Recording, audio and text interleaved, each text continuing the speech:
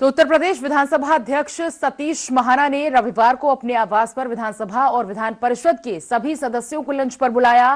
CM Yogi Adityanath और सपा अध्यक्ष अखिलेश यादव भी विधानसभा अध्यक्ष के घर पहुंचे, जहां सदन की तल्खी के बाद दोनों का एक बार फिर से आमना सामना हुआ, लेकिन इस बार वे विधानसभा अध्यक्ष के मेहमान के रूप में लंच पर आमने सामने थे। शिवपाल यादव और सपा विधायक भी वहां पहुंचे।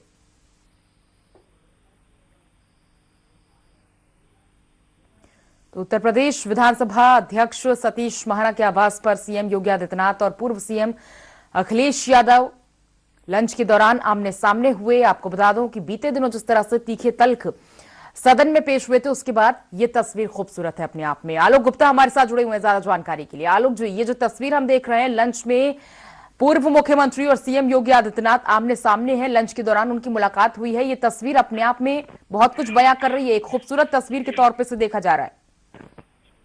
हाँ, निश्चित तौर पर देखिए, चूंकि विधानसभा का सत्र चल रहा है और ऐसे में कई बार परंपरा के तहत जो विधानसभा के अध्यक्ष है वो लंच का या डिनर का आयोजन करते हैं। और इस अवसर पर कल रविवार को विधानसभा अध्यक्ष सतीश महाना ने सभी दलों के विधायकों को, चाहे वो विधान परिषद के सदस्य होंगे या विधानसभा के सदस्य हो, अपने आवास पर लंच पर बुलाया था।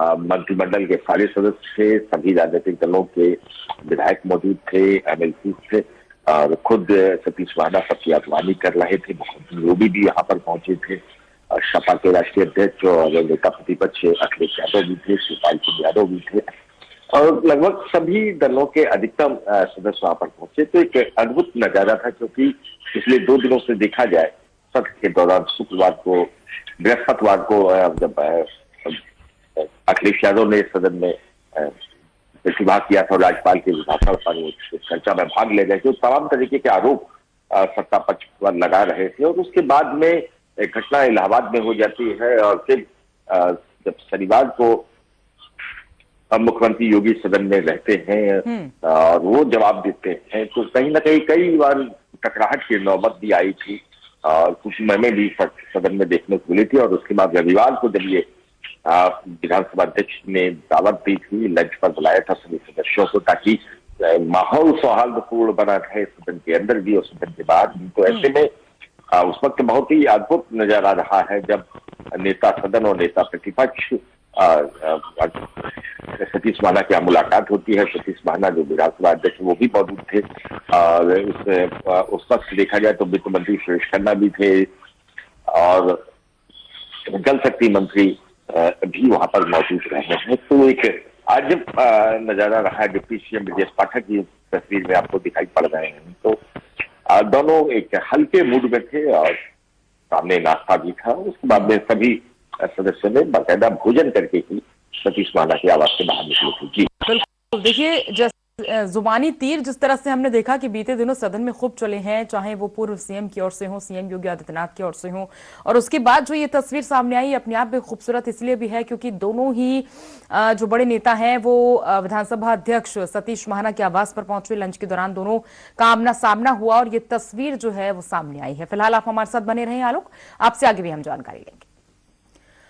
तो खबरों में आगे बढ़ेंगे। बीएसपी के पूर्व विधायक स्वर्गीय राजू पाल की पत्नी और कौशाम्बी चायल से सपा विधायक पूजा पाल ने सीएम योगी आदित्यनाथ से अपनी सुरक्षा को लेकर गुहार लगाई है। पूजा पाल सीएम योगी से मिलने के लिए लखनऊ रवाना हो चुकी हैं।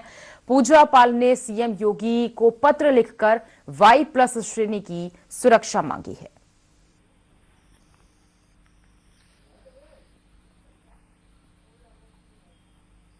आलोक जी हमारे साथ जुड़े हुए हैं। आलोक जी, पूजा पाल जो कि सीएम योगी आदित्यनाथ से मिलना चाहती हैं, उन्होंने कहा है साफ तौर से कि उन्हें Y+ श्रेणी की सुरक्षा चाहिए, उनकी जान को खतरा है।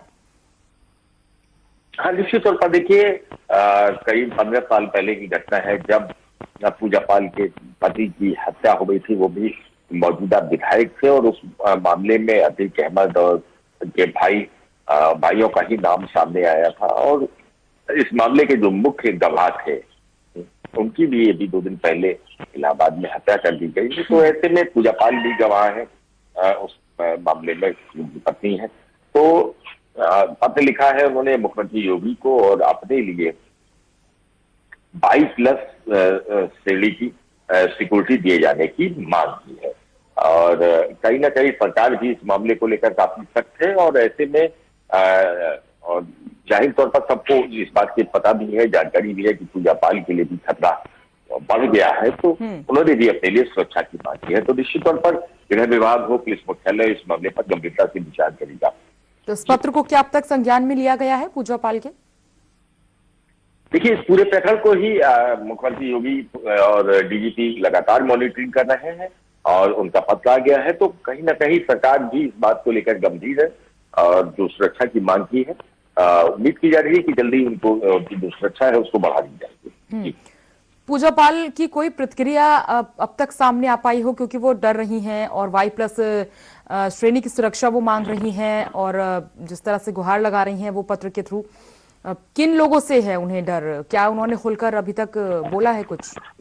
बिल्कुल बिल्कुल, देखिए उसमें उन्होंने जो पत्र भेजा है उसमें सीधे तौर पर अतीक अहमद, उनके परिवार, उनके बच्चों का ही जिक्र किया है।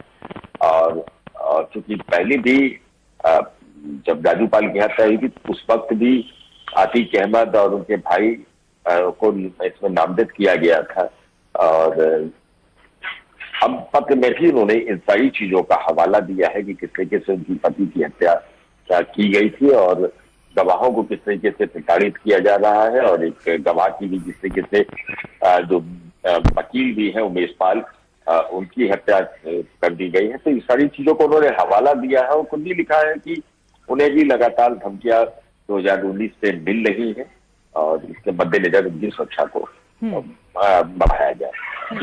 ठीक है आलोक जी, बहुत शुक्रिया करेंगे आपको इस जानकारी को हम तक साझा करने के लिए।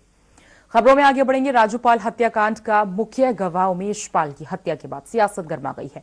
सरकार के सख्त निर्देश के बाद पुलिस प्रशासन मामले में सतर्क हो गई है। पुलिस ने माफिया अतीक अहमद के घर के पास से एक संदिग्ध कार बरामद की है, जिस पर कोई नंबर प्लेट नहीं है। बताया जा रहा है कि उमेश पाल हत्याकांड में इसी कार का इस्तेमाल किया गया था। हमलावर इसी कार पर बैठकर घटनास्थल पहुंचे थे और पुलिस ने कार को कब्जे में लेकर जांच शुरू कर दी है।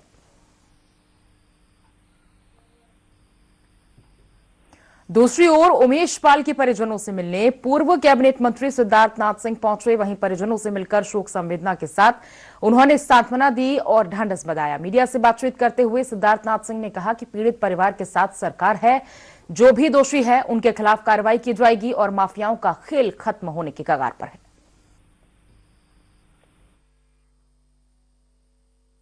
हमने कल असेंबली में देखा, उनसे एक ही चीज पूछना चाहिए, बोया आपने बीज बबुल का तो आम कहां से हुआ? तो आपने आम का बीज बोया था तो आज आमी आम होता पूरे उत्तर प्रदेश में। ये बबुल के जो बीज हैं वो तो आप ही के बोए हुए हैं, उसकी फसल हम काट रहे हैं और काट के उसको दबाएंगे भी, जिससे वो फन फिर से न उठा पाए। देखिए हम लोग काम कर रहे हैं, 6 साल से हमने बहुत काम किया है। ये वो चिराग है जो तेल जब कम हो जाता है तो फड़फड़ाता है। तो हमने 6 साल बहुत काम किया है और मैं इतना ही कहूंगा, ये अब फड़फड़ा रहा है चिराग, इसके बुझने के पूरे दिन आ गए। उमेश पाल जी की हत्या हुई है, ये दुखद है और मैं परिवार के साथ खड़ा हूं और संवेदना देने आया था।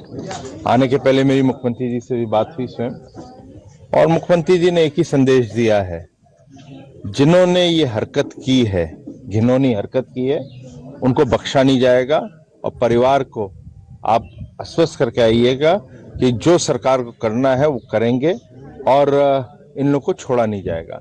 और मैं जानता हूं कि योगी सरकार के अंदर माफियागिरी कोई चला नहीं सकता, और किसी ने ये दुशासन किया है इतना बड़ा, वो सांप के फन को दबाना भी सरकार को आता है, वो दबाई के रहेंगे।